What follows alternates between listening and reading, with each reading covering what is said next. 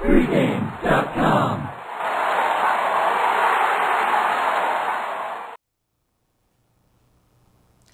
Pittsburgh, Baltimore, Sunday, NFL action, maybe the biggest game of the week. Stephen, you know I'm Mr. Pittsburgh, so I'm going to be deep in this game right now. I don't have my official play on this game yet. I'm still working on some things with this game. I will have a play come Sunday. What do you see this game? We'll break it down. You've got an opinion on it. Who do you like? There's a trend and angle about Super Bowl losers opening week. They are 0-11 against the spread, 2-9 straight up. I think that trend gets bucked here. I think Pittsburgh beats Baltimore here. They've gone into Baltimore the past 3 times and won there. Baltimore has never beaten Pittsburgh when Roethlisberger's been under center. Baltimore has some offensive line issues. They're vulnerable at the cornerback spots, and I was very impressed with Pittsburgh's passing attack in this preseason. I think they're going to be very explosive. And anytime Hines Ward is maybe your third best wide receiver, I mean, you've got some good wide receivers there. Well, Hines Ward is going to be that clutch possession type receiver.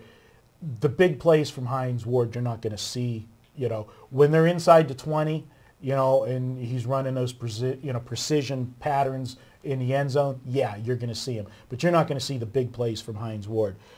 They've got speed to burn on these wide receivers. And I can tell you, from a guy that's deep in the Pittsburgh Steelers, this is not my father's Pittsburgh Steelers. We might not see 3 yards on a cloud of dust this year. Ben Roethlisberger's had a very, very good preseason. His head is on as straight as it's ever been. We know that Ben's... It was good that they got him married. Well, that's exactly what I was going to say. Life is good for Ben Roethlisberger right now. The off-the-field problems, I think, are done. He's married. He's better happy. Not only for him, but also for Georgia women. Georgia and Reno, wherever. It's not been good. But this is a situation.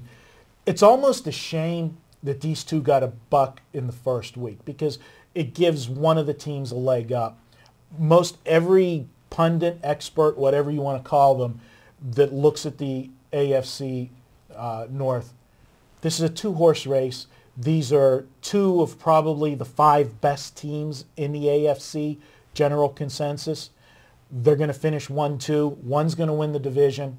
The other's going to win a wild card position. That's pretty much predetermined conclusion. I think you might agree. I don't know for sure, but I know I feel that way. No, I think the Bengals are going to win the division. No, of course I agree. This is a situation that, even though it's such an important game, the pressure is really more on Baltimore than it is on Pittsburgh. Yeah, being at home. If they lose the first game of the season to Pittsburgh, automatically you give Pittsburgh a leg up, which almost then becomes, instead of a 1-game advantage, it becomes a 2-game advantage until they play again, because if they're sitting tied, Pittsburgh owns the tiebreaker if they win that first game.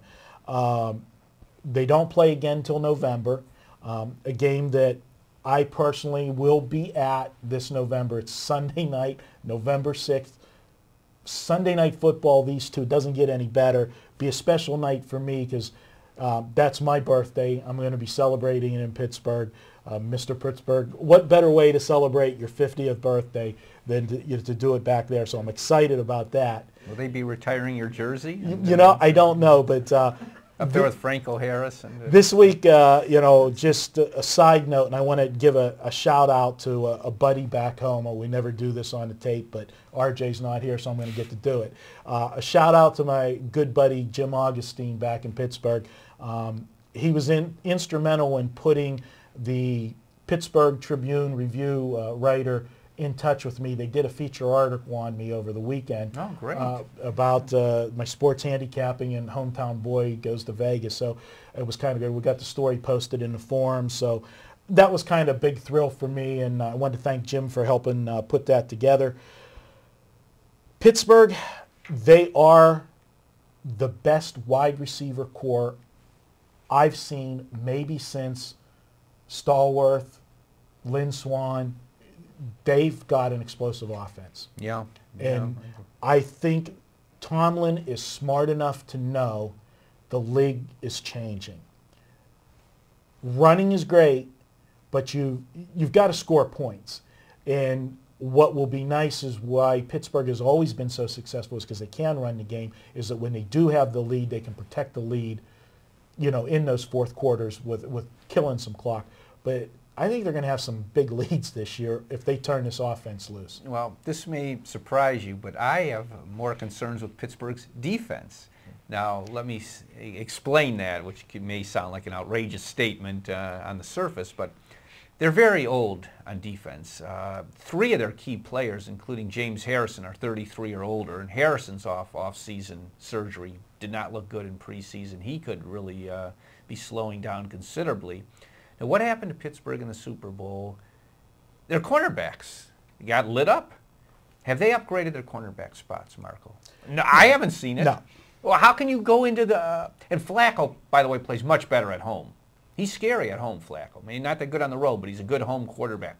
Now, how can Pittsburgh, you're the man with Pittsburgh, how can they not shore up their secondary going into the season, even with the shortened off season and the lockout? How can you not do that? Well, this is going to be a double-edged sword. If Pittsburgh does turn Roethlisberger loose this year, which I think they're going to do more of, it's going to put the defense at more vulnerability because now you're not going to have those 6, 7, 8-minute drives that you had before with the running game. It's going to put the defense on the field quicker, and the more the old adage is the best defense is a good offense. If you keep your offense on the field, your defense is always going to have good numbers because they're not out there.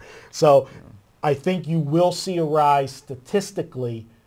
The Steeler defense is not going to look as dominant as it used to be because they are going to be on the field more, I think, this year. But I think they will be okay, and I think they're going to score enough points on most opponents that they'll be all right. But this will be a test, no doubt, in Baltimore. This is a game that if Baltimore loses, it could give them a little bit of a spiral effect the first couple weeks because this is that monkey that they got to get off their back. They blew a big playoff game last year in Pittsburgh. They had Pittsburgh on the ropes. And once again, and you said it, and I had it in my notes, and you beat me to it, Flacco has never beat Pittsburgh with Ben Roethlisberger in the lineup. The only games he's won was Ben Roethlisberger was out due to injury or the first game last year when Roethlisberger was out due to the suspension.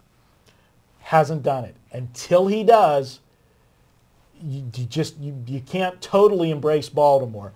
But why is this line 2.5? Well, are you surprised that they kept it under the field goal and didn't make this the full field goal here? Tells you something how much they respect Pittsburgh in this matchup. These teams are very close to even, but the difference is the quarterback spot. I can tell you this much. Probably, if not it will be one of the top 3 most heavily bet teasers on Sunday will be Pittsburgh teased up because of the history of this series. I got 6 of the last 8 meetings between these two teams decided by 4 points or less. People are going to see that 2.5 and tease it up on 6 and 7 point teasers to get it up over the touchdown. Makes sense. They're going to be eating that up. So your official pick is Pittsburgh? Pittsburgh, call it 20-17. Okay. I'm on the fence right now. I'm actually going to have a play on this game Sunday. Check my homepage Sunday. I want to check some things with my contacts in Pittsburgh. You know my record with Pittsburgh. It's the only time I'm really going to tout something. 15-5 the last 2 seasons, last year and so far in preseason, when I've made a play involving the Pittsburgh Steelers or the Pitt Panthers. That's going with or against or using over-under, Stephen. So very good.